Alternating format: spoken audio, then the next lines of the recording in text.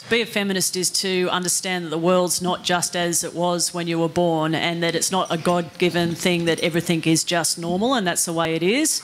Actually, society is developed and created and exists around men and about what suits men and the powerful. And so in the workplace that's the case too, because there's a whole lot of jobs and jobs that we end up doing, for example community work, that's dominated by women.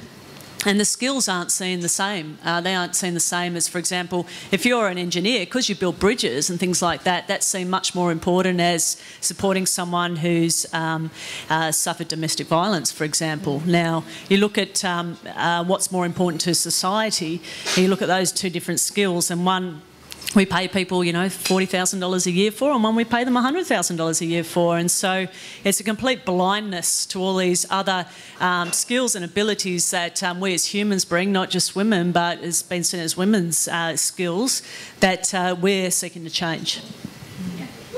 And what do you think that this change is going to do? What is it actually going to do to people's lives? How is it going to affect people when they're going into work, when they're choosing work, and moving forward into that? Well, in some countries in the world, being a teacher or being a nurse or being a community worker is really well valued. For example, in a lot of the Nordic countries, that's the case.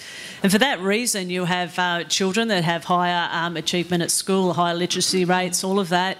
Society's better because of it. So if we start valuing those type of jobs and those skills in a proper way, it will change society. You'll have people wanting to do those jobs because it's seen by everyone else as being valuable. So it's not just that a whole lot of people will get paid more, it will actually lead to a whole different way of perceiving what's valuable in society. And so it's not like we're just trying to get a pay rise, we're actually trying to shift a whole lot more than that. Shift the whole thing.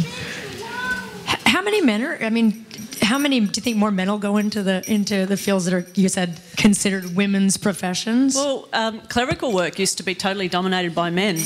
It was back in the 40s and before the war, and certainly even after the war that was the case. And clerks got paid quite well. They did. In a lot of public sector clerical jobs they did.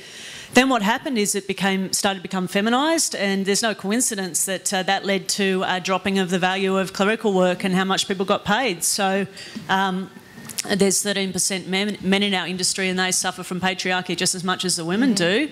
They're working alongside women and they suffer because of the same reason. And it's because, you know, if you look at that example of clerical work and how we can decide to value or not value things, totally to do with what's attracted to men and what isn't.